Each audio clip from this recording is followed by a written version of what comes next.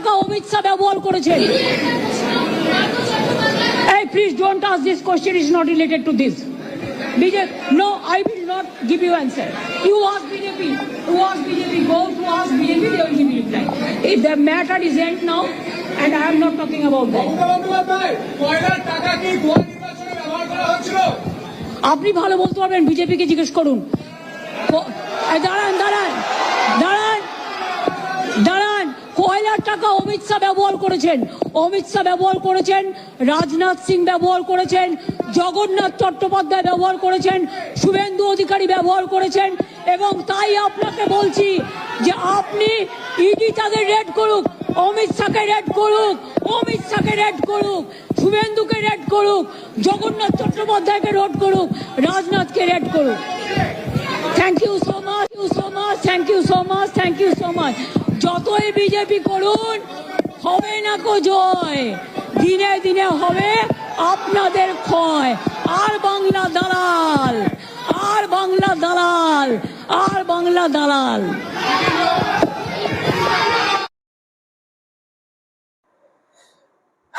আজকে সারাদিন আমরা রাজ্যে যে নাটকীয় চিত্র দেখলাম এবং সেটাকে নিয়ে সজল ঘোষ অলরেডি কমেন্ট করেছেন, যেটা সত্যি একদম তথ্যভিত্তিক কথা। কারোর বৌমা সোনা চুরি করছেন, কারোর ভাইপো কয়লা বাড়ি চুরি করছেন, আর কেউ ফাইল, এভিডেন্স পত্র, ল্যাপটপ, মোবাইল যা পারছেন চুরি করছেন। মানে এই যে চুরির দৃশ্য আজ আর লুকোনো নেই, আমরা সকলে নিজের চোখে দেখতে পেলাম। মিডিয়ারা কি কোয়েশ্চেন করছে যে দিদি ইডি হঠাৎ করে ইলেকশনের আগে তৎপর কেন, দিদি ইডি কি করতেছে, দিদি এবার আপনি কি বলবেন।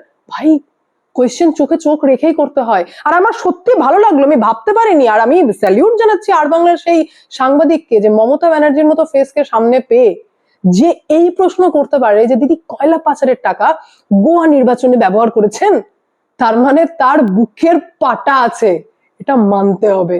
তিনি চোখে চোখ রেখে প্রশ্ন করে ফেললেন আর ভ্যালিড কোয়েশ্চেন করলেন। যে কোয়েশ্চেন অ্যাটেন্ড করার পর মমতা ব্যানার্জি যতই দালাল দালাল করে চিৎকার করে বেরিয়ে যাক না কেন, তিনি আর কোয়েশ্চেন অ্যাটেন্ড করলেন না। আজকে আমরা দেখলাম মানি লন্ডারিং ব্যাপারেই ইডি আসেন, যেখানে প্রতীক জৈনের বাড়িতে এবং অফিসে তল্লাশি চালিয়েছেন, যেটা দেখে মমতা ব্যানার্জি জানেন যে ওনার ইমেজ কতটা খারাপ হবে, যে কাজ তিনি করতে চলেছেন। তারপরেও কতটা বিপদ সামনে দেখতে পেলে এতটা রিস্ক নিয়ে মমতা ব্যানার্জি প্রতীক জৈনের বাড়িতে অন্য কাউকে না পাঠিয়ে, কোনো নেতা মন্ত্রীকে না পাঠিয়ে, নিজে মুখ্যমন্ত্রী অর্থাৎ সাংবিধানিক পদে বসে থাকা অবস্থায় পাওয়ারকে অপব্যবহার করে নিজে পৌঁছে গিয়ে এভিডেন্স ট্যাম্পারিং করলেন। এটা আমি বলছি না, এটা ইডি আধিকারিকরা পর্যন্ত বলেছেন, হাইকোর্টে জানিয়েছেন, যে বেসিসে ইমিডিয়েটলি দিল্লি তলব করা হয়েছে আধিকারিকদেরকে। আজ রাতারাতি ইডির 4 জন অফিসিয়ালস যাচ্ছেন দিল্লিতে রিপোর্ট দিতে এবং অলরেডি হাইকোর্টেও দ্বারস্থ হয়েছেন, কারণ এখানে অন্যদিকেই গঙ্গা বইছে, এখানে ইনভেস্টিগেশন করা সম্ভব হচ্ছে না, যে কারণে দিল্লিতে রিপোর্ট দিতে যাচ্ছেন। 8 জন আধিকারিক 12 ঘন্টা ধরে তল্লাশি চালিয়েছিলেন, যেখানে প্রতীক জৈনের অফিস থেকে বেরোনোর আগে কেন্দ্রীয় বাহিনী দিয়ে নিরাপত্তার বলয় তৈরি করে বের করতে হয়েছে সেই আধিকারিকদেরকে, না হলে প্রাণহানিরও আশঙ্কা ছিল।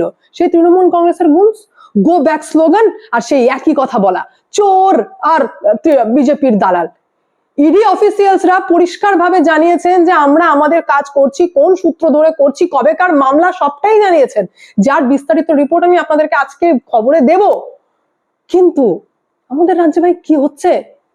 মিডিয়ার রোল, একজন মিডিয়ার কথা আমি আপনাদের সামনে প্রথমে তুললাম, বাকি মিডিয়ার রোল দেখুন। এখানে আমরা কি বুঝলাম যে প্রতীক জৈনের বাড়িতে ইডি গেছে, মানে সেখানে নিশ্চয়ই টাকার গন্ধ পেয়েছে, টাকার কিছু গন্ডগোল হয়েছে, নিশ্চয়ই কয়লা পাচারের টাকার কোথাও না কোথাও লিঙ্ক প্রতীক জৈনের অফিস এবং ওনার বাড়ি থেকে পাওয়া গেছে।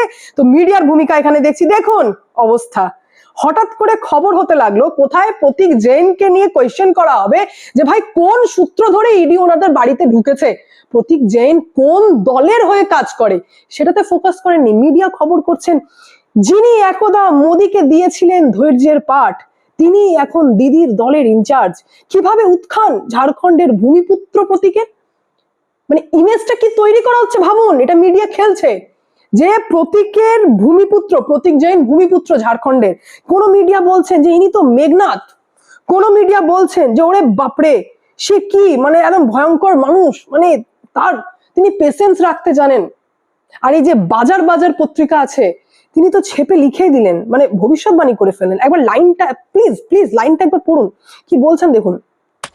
যে প্রতীক সাধারণত অন্তরালে থেকে পরামর্শ দেন, তার বাড়ি ও দফতরে কেন্দ্রীয় তদন্তকারী সংস্থার অভিযান এবং তৎপরবর্তী ঘটনা প্রবাহে খবর এবং ছবি ছড়িয়ে পড়েছে সারা দেশে। একদা মোদীকে ধৈর্যের পাঠ দেওয়া প্রতীক আরজিকর আন্দোলনের সময়ে ধৈর্যকে শক্তিতে পরিণত করেছিলেন। আন্দাজ করার পুরস্কার নেই যে বৃহস্পতিবার দিনের শেষে তিনি কি বলেছেন নিজেকে, পেশেন্স রাখনা হোগা। আয় হায়, ছাপানো হচ্ছে যে প্রতীক জৈন বলছেন নিজেকে, মানে আরজি করেও নাকি ধৈর্যের বিরাট বাণী দিয়েছিলেন যে ধৈর্য রাখুন সব ঠিক হয়ে যাবে। ট্যাম্পারিং তো হয়ে গেছিল আরজি করেও, আর এইবারও নাকি হয়তো প্রতীক জৈন বলতে পারেন যে নিজেকে যে পেশেন্স রাখনা হোগা। মানে ভাই এটা কি চলছে এখানে? প্রতীক জৈনের ইমেজকে চমকানো হচ্ছে, তাহলে এনাদেরকে আমি পেড মিডিয়া বলবো না তো কাকে বলবো? আরে কয়লা পাচারের মামলা, বেআইনি টাকার খোঁজে ওখানে ইডি গেছিল।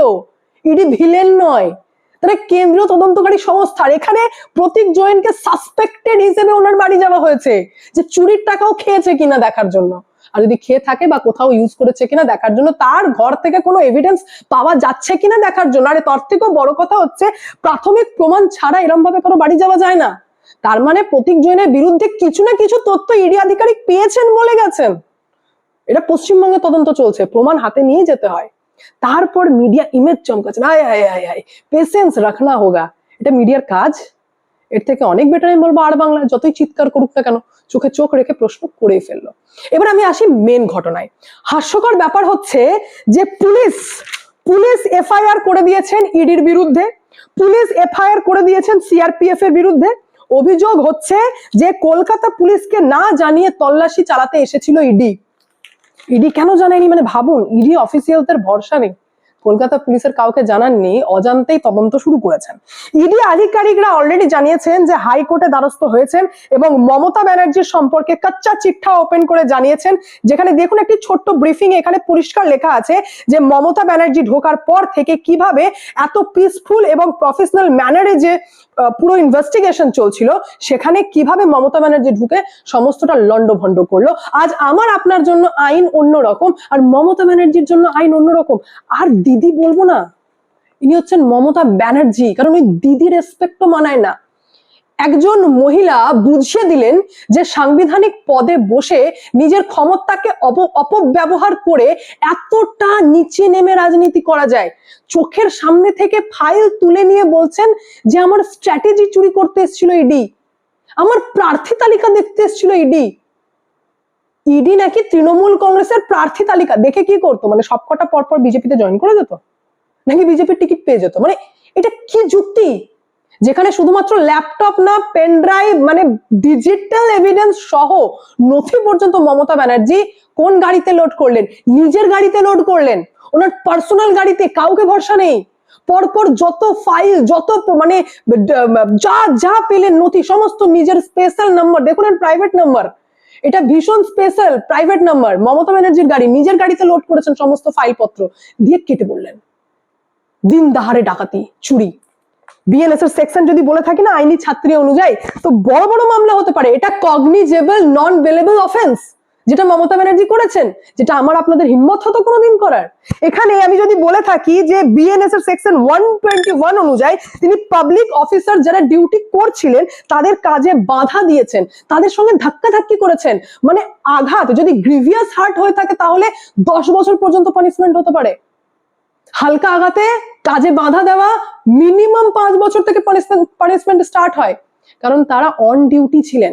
সেই অন ডিউটিতে থাকা পাবলিক সার্ভেন্টদের কাজে হস্তক্ষেপ করা শুধু নয়, তাদের কাছ থেকে ডকুমেন্ট ছিনিয়ে আনা।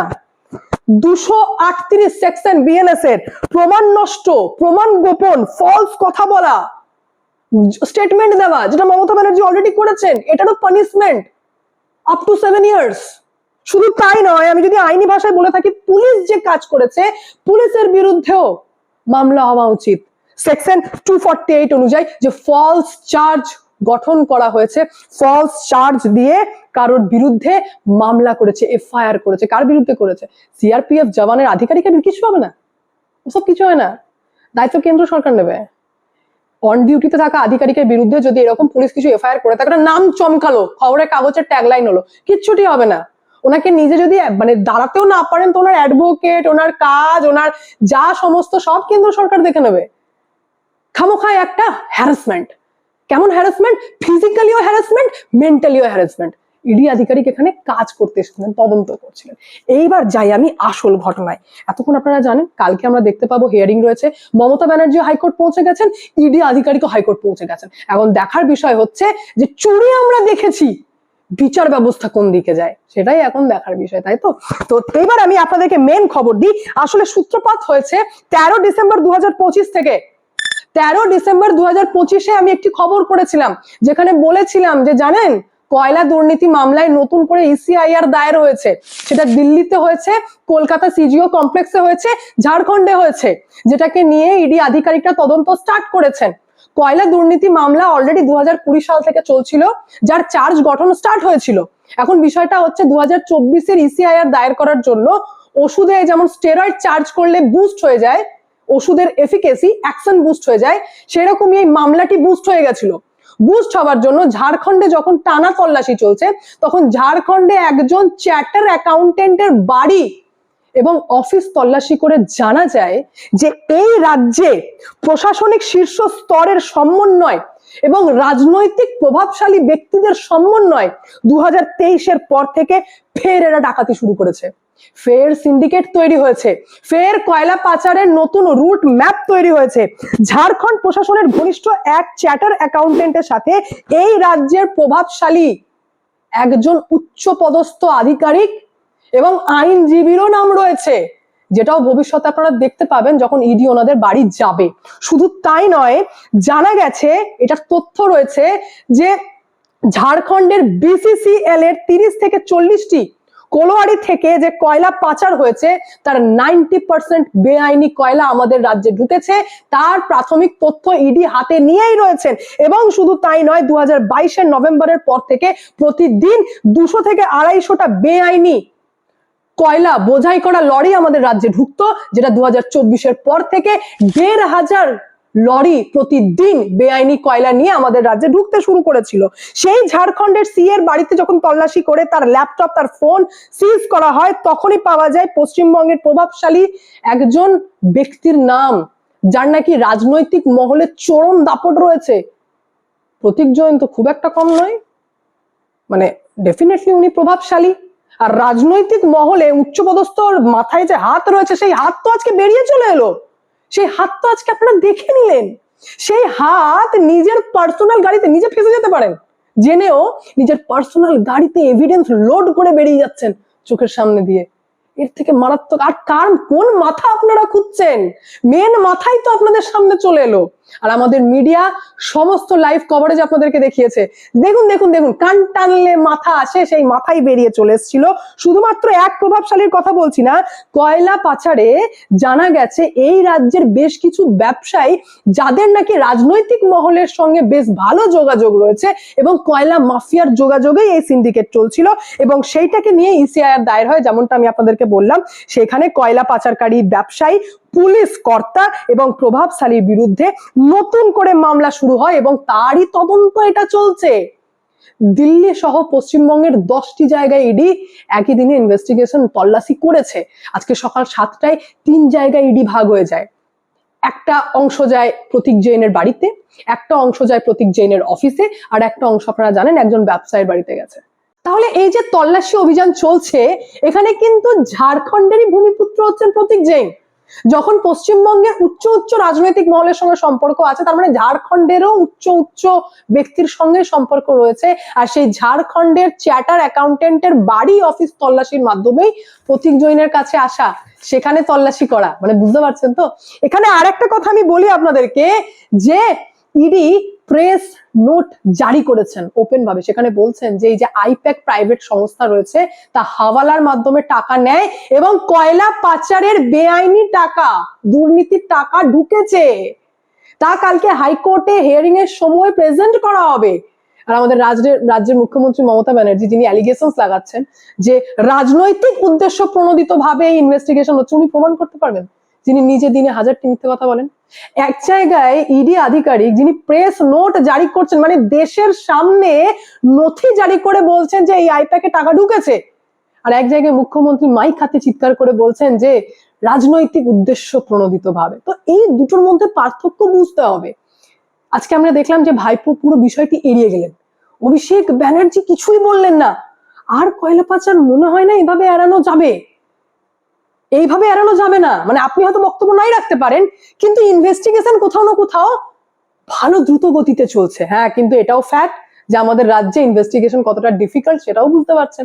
আর এটাও আমি জানি যে যখন কয়লা পাচারের টাকার হিসাব না, ওটা নথিতেই লেখা হবে। একটা কথা মনে রাখবেন, ইডি আধিকারিক যখন ইনভেস্টিগেশন করছেন, মানি লন্ডারিং ব্যাপার, কোন টাকা কোন দিকে গেছে, এই যে সূত্র পেয়ে যাওয়া হয় না, কি করে পায় বলুন তো? এনারা তো ভাগ বাটোয়ারা করেন বেআইনি টাকা, কেউ যদি বেশি না পেয়ে যায়, কেউ কম না পায়, তার জন্য টাকার হিসাব অলওয়েজ নথিবদ্ধ করতে হবে। লাল ডায়েরি, সবুজ ডায়েরি, ব্লু ডায়েরি, ডায়েরিতে কি থাকে? ডায়েরিতে হিসাব থাকে, হিসাব লিখতেই হবে। কেউ যদি বেশি খেয়ে নেয় তো টাকার হিসাব লিখতেই হবে, আর সেই হিসাবই ধীরে ধীরে ধীরে ধীরে ইডি উদ্ধার করে একের পর এক নথি। ওটা নথি হবেই, ওটা ডকুমেন্টেড হবেই, কারণ এখানে 100-200 টাকার গল্প না, এখানে হাজার হাজার কোটি টাকার গল্প।